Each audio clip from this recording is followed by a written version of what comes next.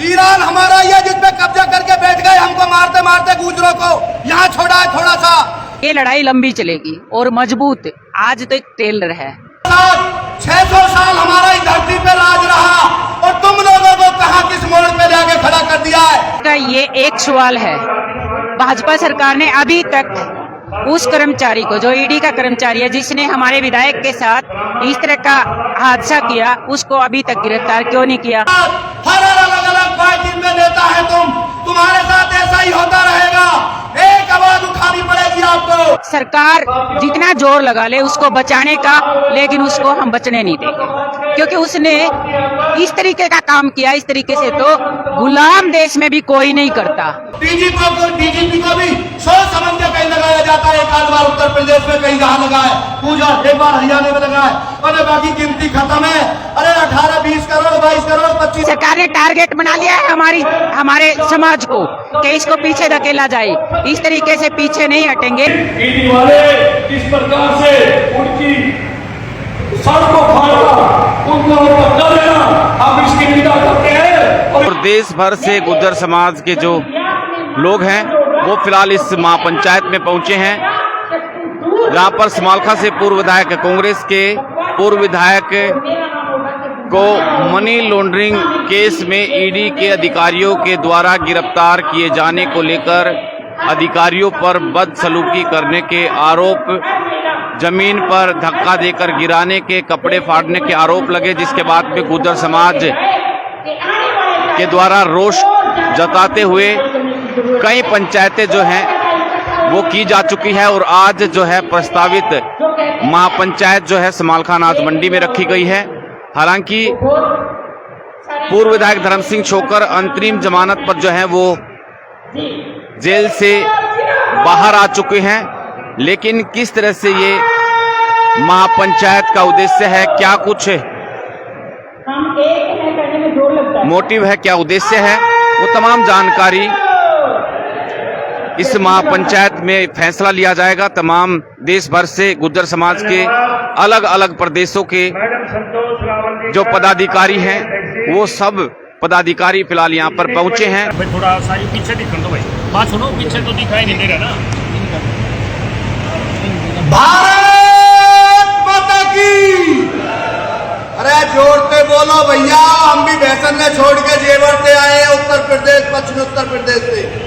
तो थोड़ा सा तुम्हें करंट दिखना चाहिए, ये पता लगे परमहंस महायोगी राज चौधरी अंतराम सिंह तंवर जी की अध्यक्षता में, राष्ट्रीय अध्यक्ष के नेतृत्व में जो यहाँ महापंचायत हुई है, किस मकसद से हुई है और ये किस लिए हुई है, क्या बताने के लिए हुई है, ये आपको थोड़ी सी एक बार।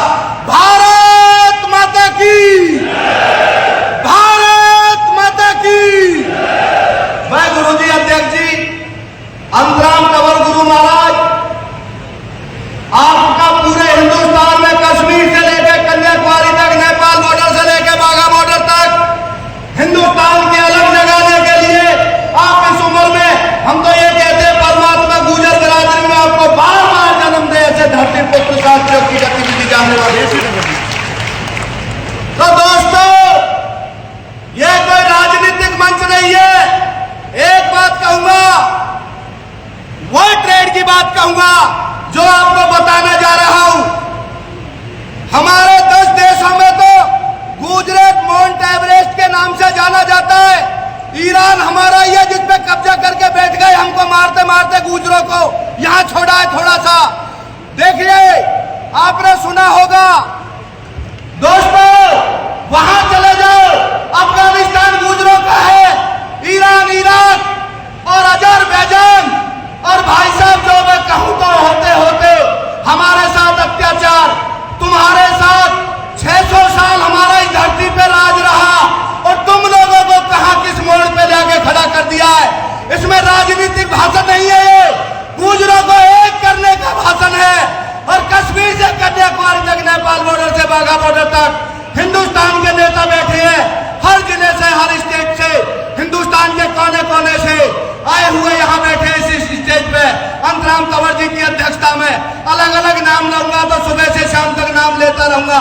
एक ही बात कहूंगा, लट पड़ेंगे, पीटे जाएंगे और तुम्हारे साथ हर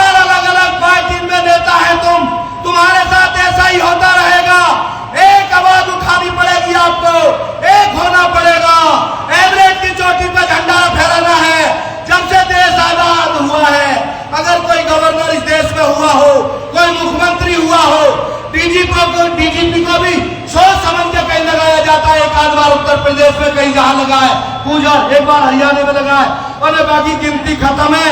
अरे 18, 20 करोड़, 22 करोड़, 25 करोड़, 30 करोड़ बताने वालों, कन्वर्ट से अलग अलग इतने तो मौके पे है।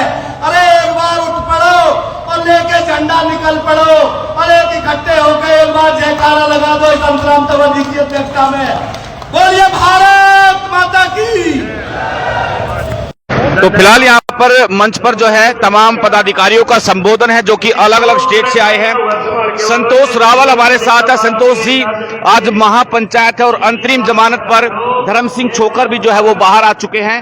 देश भर से गुर्जर समाज यहाँ पर पहुंचा है, क्या कुछ कहेंगे? जी, आज जो महापंचायत है उसका ये एक सवाल है, भाजपा सरकार ने अभी तक उस कर्मचारी को, जो ईडी का कर्मचारी है जिसने हमारे विधायक के साथ इस तरह का हादसा किया, उसको अभी तक गिरफ्तार क्यों नहीं किया। दूसरा है कि ये नहीं है कि विधायक जी आ गए हैं तो हमारी ये लड़ाई जारी नहीं रहेगी, ये लड़ाई लंबी चलेगी और मजबूत। आज तो एक ट्रेलर है, आज पूरा देश से यहाँ गुर्जर और सर्व समाज सब आए पूरे देश से, लेकिन ये एक मतलब आज टेलर की तरह है। आज हम इसके बाद पंचायत के बाद निर्णय लेगी जो टीम हमारी पूरी, अंतराम जी जो हमारे टीम का अगुवाई कर रहे हैं वो जो लेंगे, उसके तुरंत बाद हम कहीं भी जाना पड़े वहां तक जाएंगे। सरकार जितना जोर लगा ले उसको बचाने का, लेकिन उसको हम बचने नहीं देंगे, क्योंकि उसने इस तरीके का काम किया, इस तरीके से तो गुलाम देश में भी कोई नहीं करता जिस तरीके का कार्य हमारे विधायक के साथ किया गया है।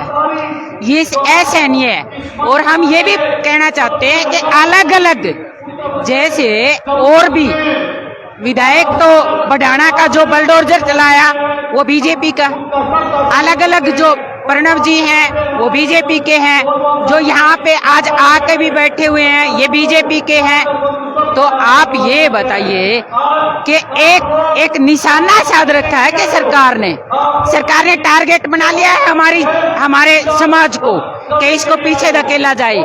इस तरीके से पीछे नहीं हटेंगे और हम इस लड़ाई को अंत तक लेके जाएंगे जब तक हमें हमारा इंसाफ नहीं मिल जाता। पहले उसका लाइसेंस दिया और लाइसेंस देकर के सरकार ने फिर उसको रद्द किया और रद्द करके ये दिखाया कि किस प्रकार से जबकि वो जमीन भी वो सब कुछ ठीक ठाक है। ये केवल और केवल राजनीतिक सिकंदर, मैंने पहले ही बोला था। आज हम यहाँ इकट्ठे हुए हैं, आज ठीक है जब माननीय कोर्ट ने उनको ये कह दिया है, जमानत भी दे दी है, कोर्ट जमानत दे रही है, लेकिन ईडी वाले पेश नहीं कर रहे हैं। कोर्ट अभी उनको दोषी नहीं बना रही, लेकिन ईडी वाले किस प्रकार से उनकी सड़कों फाड़ा, उनको